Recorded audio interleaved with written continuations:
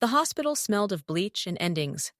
Machines murmured beside the bed, rhythmic, hypnotic, as if counting down to a moment I refused to name.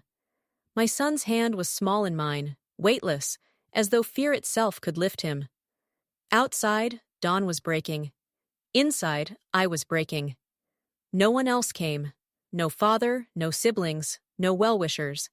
Just me, my boy, and the steady, mechanical pulse of a life I couldn't lose. That's when I realized my family had never really been mine. It started with a phone call. "Clara, tomorrow's your sister's birthday. Be here by noon," my mother said. Her voice carried that same lacquered calm she used when she wanted control. "Mom, I can't. I'm at the hospital." Always an excuse. "He's not dying, is he?" The silence that followed wasn't disbelief. It was recognition. I'd heard that tone before, the one she reserved for inconvenience. "You're choosing him over us again," she added. Then came the click. Final, cruel, familiar. Something inside me folded inward that day. Not rage, not grief. Just a quiet kind of extinction. The doctors said my son would recover slowly. They didn't know how close he'd come to not recovering at all. He was 8. Too young to understand betrayal. Too old to forget it.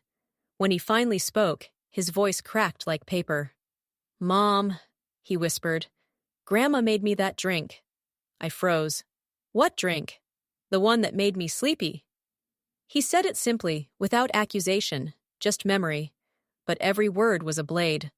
My mother had been there that night, smiling, humming, promising to help him rest.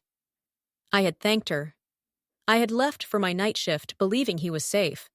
And now, staring at his small hand wrapped in IV lines, I realized I had trusted the wrong person my entire life. Growing up, my mother said she was the glue that held the family together. What she never admitted was that glue doesn't bind, it traps.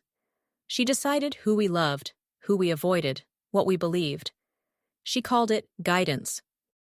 I called it control. When I married Daniel, she called him the thief. "He stole you from me," she said on my wedding day. Her smile was polished, but her eyes were cold. I thought time would soften her. It didn't. After the accident, the one that shattered my son's skull and nearly stopped his heart.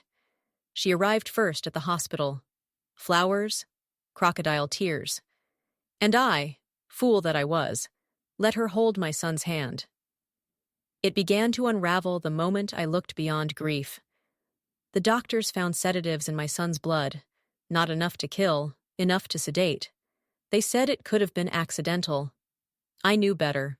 I searched through her things, pretending I was looking for old insurance forms. She'd always been careless with her passwords.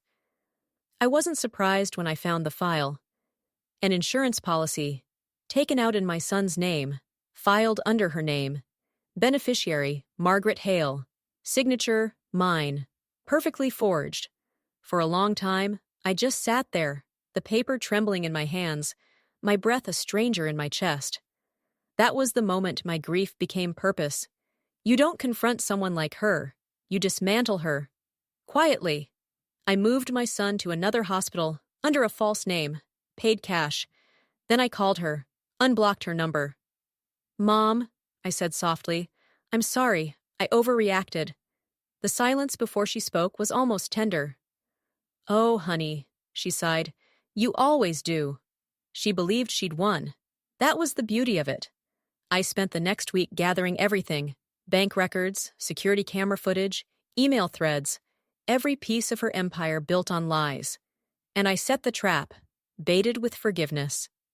Chapter 6. Dinner with the Devil. She arrived in white, of course. She always wore purity like armor. I'd prepared her favorite meal: roasted lamb, red wine, and poisoned calm. We talked about trivial things: the weather, my job, my son's recovery. Halfway through, I set my fork down and said, "The police called today." Her smile froze mid-breath. "They found something interesting in the insurance records."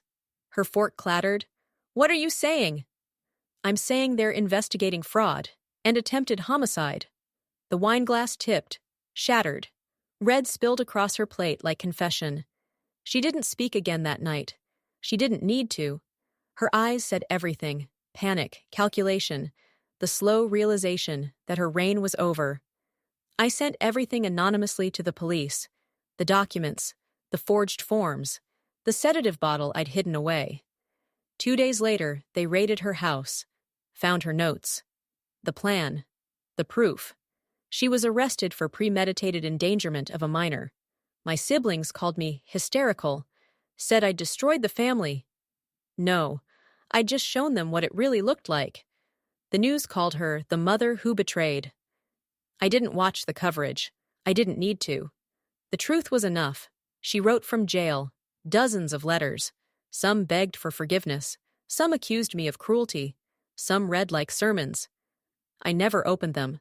One arrived addressed to my son. I burned it without reading. He didn't need her voice in his head. At night, when the world was finally quiet, I'd still hear her. That whisper she'd use when she wanted to be obeyed. You owe me everything. But I didn't owe her anything anymore. Months passed. My son learned to walk again, slow but steady. Every step he took felt like redemption made visible. Sometimes he'd ask, "Will Grandma come home?" "No," I'd say. "Some people belong behind glass." He'd nod, like he already knew. Like children always know more than we admit. The house grew quieter, lighter. There was space where her shadow used to be. I started painting again. Not for galleries, not for validation. Just for air. When the trial ended, they called me brave. They didn't understand. Bravery wasn't what this was. It was survival with a pulse.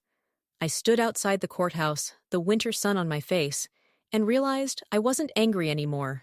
Just emptied. But in that emptiness, there was peace. That night, I took my son to the beach.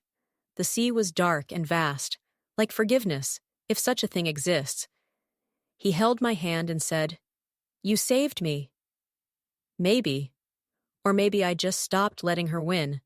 I drove past her house months later. The windows were boarded, the garden overgrown. It looked small now, like her. I parked for a moment, engine off, listening to the ocean hum beyond the cliffs. Revenge isn't fire. It isn't rage. It's silence. The kind that fills every corner she once occupied, every lie she ever told, and leaves nothing behind but the truth. And that's enough.